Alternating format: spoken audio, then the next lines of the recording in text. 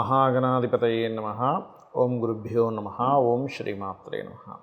అరుణాం కరుణాతరంగితాక్షీం ధృతపాశాంకుశపుష్పబాణచాపాం అనిమాదిభిరావృతాం మయూకైః అహమిత్యేవ విభావయే భవానీం. శ్రీమాత్రే నమః.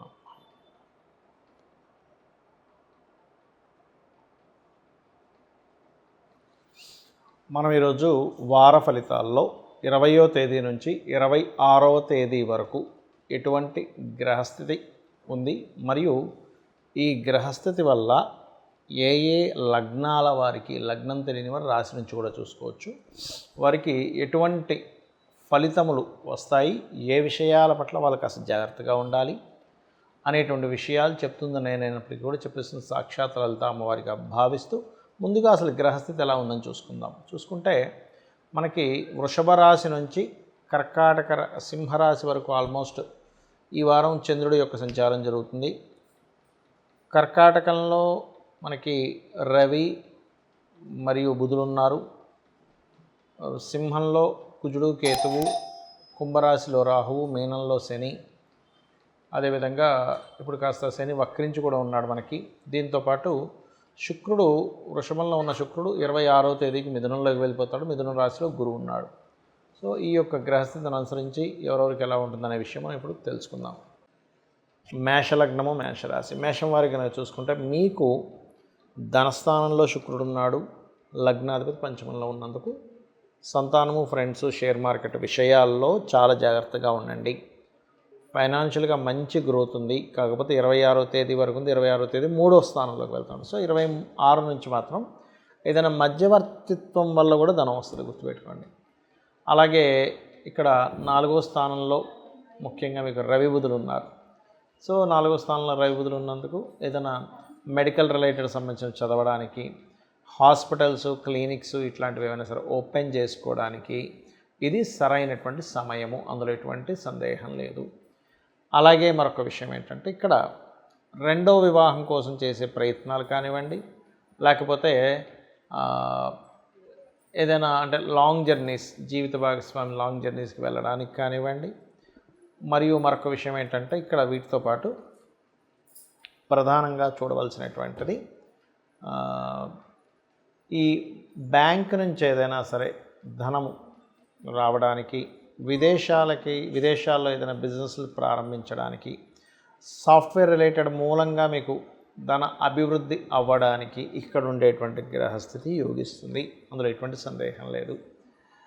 అదేవిధంగా ఉద్యోగం కోసం చేసే ప్రయత్నాల్లో ప్రత్యేకంగా విదేశాల్లో ఉద్యోగంతో పాటు విదేశాల్లోనే ఏదైనా వ్యాపారానికి కూడా ఇప్పుడు ఉన్నటువంటి గ్రహస్థితి అద్భుతంగా ఉంది. అయితే మీరు రెమెడియల్ పార్ట్ ఏం చేసుకోవాలి, పంచమ స్థానంలో కుజుడు కేతు ఉన్నారు కాబట్టి నవగ్రహాల్లో ప్రత్యేకంగా కుజ కేతు గ్రహాల దగ్గర దీపారాధన చేయండి. ఉదయం నిద్రలేచిన వెంటనే ఓం గం గణాధిపతయే నమః, ఓం స్కందాయ నమః అనుకుంటూ ఉండండి. సూర్య భగవానుడికి అర్ఘ్యం వదులుతూ కూడా ఆ యొక్క గణపతిని, స్కందుని ఆరాధించండి. గోవులకి క్యారెట్స్ మరియు గ్రాసం తినిపించండి, అన్ని విధాలు బాగుంటుంది. చాలామంది నన్ను అడుగుతున్నటువంటి ప్రశ్న ఏమిటంటే పర్సనల్ చార్ట్ చూపించుకున్నప్పుడు వాటి వల్ల కలిగేటువంటి ఉపయోగాలు ఏమిటని చాలామంది నాకు మెసేజ్లు కానీ అడుగుతూ ఉన్నారు. నేను మీకు కొన్ని చెప్తాను ఇప్పుడు. ఫస్ట్ ఆఫ్ ఆల్ ఏంటంటే మనం చూడండి, అన్నిటికంటే ముఖ్యమైనటువంటివి ఏమిటి మన జీవితంలో అంటే అన్నిటికంటే ముఖ్యమైనది ఆరోగ్యం. ఆరోగ్యమే మహాభాగ్యం అంటారు, తెలుసు కదా. సో మీ జన్మజాతకంలో కనుక ఆరోగ్యాన్ని ఇచ్చే గ్రహం ఏది, ఆరోగ్యాన్ని తగ్గించే గ్రహం ఏది అనేటువంటిది ఉంటుంది. ఆరోగ్యాన్ని తగ్గించే గ్రహాలు ఎవరు అంటే సర్వసాధారణంగా శాటర్న్ రోగం వస్తూ ఉంటుంది, లేదా 6th lord, 5th lord, 4th lord ఇలా తీసుకుంటాం. అంటే 4వ అధిపతి 6వ అధిపతి కలయిక ఆరోగ్యాన్ని తగ్గిస్తుంది, గుర్తుపెట్టుకోండి. అప్పుడు ఆ గ్రహాలు ఎవరయ్యారు, ఆ గ్రహాలు ఎవరికి పోర్ట్ఫోలియో అందించిందో చూసి వాటికి సంబంధించిన దానం గనకిస్తే, శాస్త్రాల్లో మనకి పూర్వజన్మ కృతం పాపం వ్యాధి రూపేణ పీడితం వ్యాధి రూపేణ వర్ధతే అని చెప్తూ ఉంటారు. అంటే పూర్వజన్మలో చేసిన కర్మ పాపం ఏదైతుందో వ్యాధి రూపంలో వచ్చి తీరుతుంది ఖచ్చితంగా, అందులో ఎటువంటి సందేహం లేదు. ఎందుకంటే మీరు దేని నుంచి అయినా తప్పించుకోగలుగుతారు, కానీ వ్యాధి నుంచి తప్పించుకోలేరు. బాడీ లోపల ఉంటుంది వ్యాధి. అప్పు అనుకోండి, అప్పులు వాడికి ఏదో చెప్పి ఒక 4 రోజుల తర్వాత ఇస్తానో 6 నెలల తర్వాత ఇస్తానో చెప్పి మొత్తం మీద ఒక 6 నెలలు తీసుకోవచ్చు, కానీ వ్యాధి అలా చెప్తే కుదరదు. మరి దాన్ని ఎలా తెప్పించుకోవాలంటే పంచమాన్ని యాక్టివ్ చేయాలి. అంటే సూర్య నమస్కారాలు చేయడము, మీకు పంచమ స్థానాధిపతి ఎవరు, పంచమాన్ని యాక్టివ్ చేసే ప్లానెట్ ఏంటి, ఒక్కొక్క లగ్నానికి మారిపోతూ ఉంటాడండి. అలా చూసుకుంటూ ఉండాలి. లగ్నానికి మారిపోతూ ఉంటుంది, గ్రహస్థితి బట్టి మారిపోతుంది. దీనివల్ల ఏమిటంటే మీరు రుణము, రోగము, శత్రుత్వాల నుంచి బయటపడడానికి ఒక రూట్ దొరుకుతుంది. ఇక రెండవది, మనం ఎంత చదువుకున్నా, ఎన్ని వ్యాపారాలు చేసినా, ఏం చేసినా ఫైనల్గా ఏమిటి, మనం హ్యాపీగా ఉండాలి. ఆ హ్యాపీనెస్ అనేటువంటిది మన చుట్టూ ఉండేవాళ్ళు బాగుండడం ఒకటి, రెండవది పర్టికులర్గా మనం అనుకున్నంత ధనాన్ని మనం సంపాదించగలిగితే సుఖంగా ఉంటాం. హ్యాపీనెస్ కాదు, సుఖాన్ని పొందుతాం. ఎలాగా? కంఫర్ట్స్ వల్ల. కంఫర్ట్స్ని ఇచ్చే ధనం అయితే మన చుట్టూ ఉండే వాళ్ళ యొక్క రిలేషన్స్ కానీ ఇవన్నీ రిలేషన్స్, మన మానసిక స్థితి ఇవన్నీ హ్యాపీనెస్ని ఇస్తాయి. అయితే ఇక్కడ ధనాన్ని ఇచ్చే ప్లానెట్ అసలు ఎవరు అని తెలుసుకోకపోవడం వల్ల అన్ని అర్థాలు పెరుగుతాయి. అంటే అలాగా మనకి జన్మజాతకంలో ఉదాహరణకి మనకి ఫలానా ఫీల్డ్ మీద ధనయోగం ఉంది. అప్పుడు ఆ ఫీల్డ్కి సంబంధించినవి చిన్నప్పటి నుంచి చదువుకోవడము, ఆ ఫీల్డ్కి సంబంధించిన విద్యలు నేర్చుకోవడము, ఆ పర్టికులర్ ఫీల్డ్లోకి వెళ్ళడమే మీకు యోగాన్ని ఇస్తుంది.